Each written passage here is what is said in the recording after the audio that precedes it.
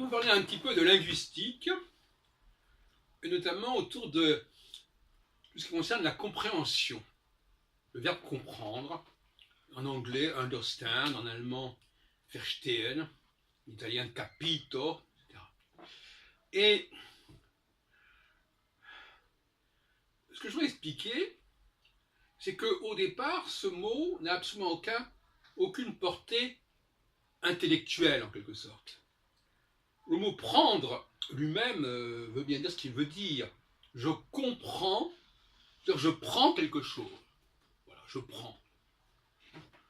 Et d'ailleurs, en français, quand on dit tout est compris, ça veut dire qu'on a intellectuellement assimilé je ne sais pas quoi.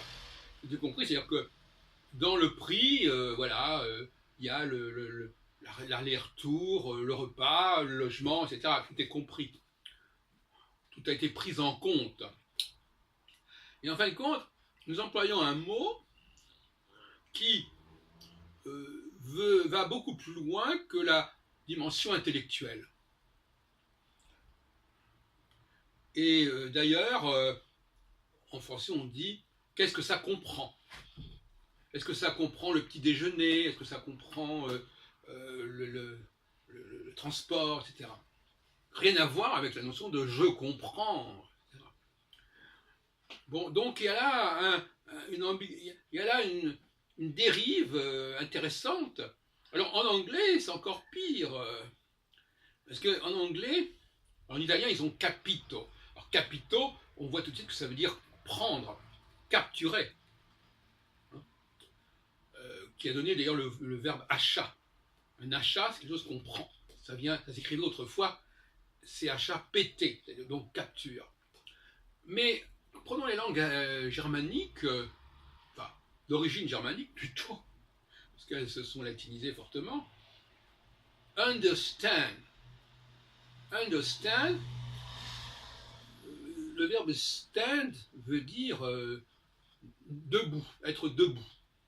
Donc quand je dis I understand, il y a vraiment un plaquage sémantique, mais étymologiquement, il n'y a rien d'intellectuel dans l'expression understand. Do you understand? Donc d'où ça sort cette formule-là? Et on a la même formule en allemand, quelque part. Verstehen. Stehen, c'est le même racine que stand. Ça veut dire être debout, ce qui se tient. Ce qui se tient.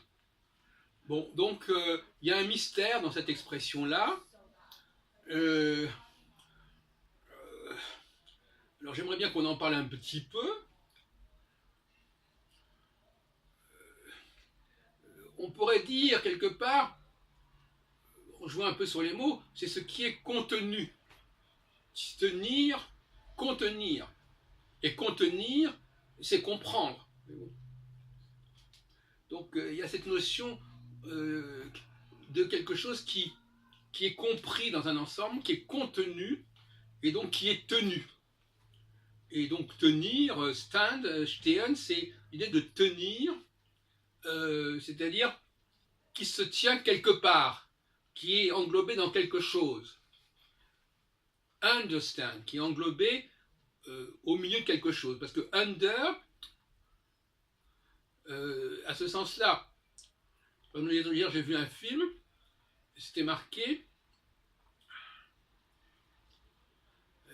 comment c'était dit ah oui, en allemand, Untersagt, c'est-à-dire ce qui est interdit. Parce que le mot interdit en français, ça veut dire dit entre. Et apparemment, c'est un calque de l'allemand par rapport au français. Untersagt. Donc, unter, ça veut dire à la fois en dessous et entre. C'est assez ambigu dans les langues allemandes. Hein. On ne sait pas si ça veut dire sous ou entre. Bon. Alors, bon, donc finalement, ces mots n'ont pas pour une langue aussi philosophique, soi-disant, que l'allemand, le fait d'employer le verbe verstehen, qui est quasiment opaque au niveau étymologique, en tout cas qui nous envoie vers une étymologie qui n'a rien à voir avec le processus cognitif, c'est quand même un paradoxe. C'est pas beaucoup mieux en français, parce qu'il y a l'idée de prendre. Mais malgré tout, prendre, bon, c'est englober, c'est comprendre. Hein. D'ailleurs, under aussi, c'est quelque chose qui est global quelque part. Et il faudrait s'interroger d'ailleurs sur le préfixe faire en allemand, ver, qui a donné des formules comme, qu'on trouve en anglais aussi, to forgive par exemple. Forgive, ça veut dire pardonner. Et vergeben, ça veut dire aussi pardonner en allemand. Et on remarquera d'ailleurs qu'il y a un calque entre le pardonner du français et le forgive de l'anglais et vergeben de l'allemand. On a dans les trois cas quelque chose de l'ordre du donner. Et le par, P-A-R, du français correspondrait au for, F-O-R, de l'anglais ou au faire, V-E-R, de l'allemand. Le rapprochement entre le faire, VER et fort est assez facile au niveau des rapports au sein des langues germaniques. Mais le P aussi, le P français peut correspondre tout à fait à un F en anglais. Par exemple, fair, it is fair play, ça vient du français pair, ça veut dire un jeu égal, pair. Donc voyez-vous, donc on passe facilement du P au F. Forgive, c'est vraiment, ça remplace le pardonner. Comme verstehen, le V aussi remplace, vergeben, ça veut dire aussi pardonner.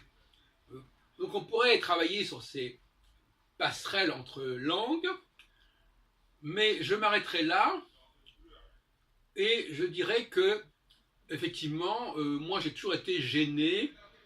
Et je pense que la plupart des locuteurs anglais, anglophones et allemands sont gênés d'employer constamment le verbe verstehen ou understand pour indiquer un processus cognitif intellectuel avec une malheureuse racine, si on peut dire, stand et stehen, qui est utilisé dans la langue allemande et anglaise dans l'idée de se tenir debout.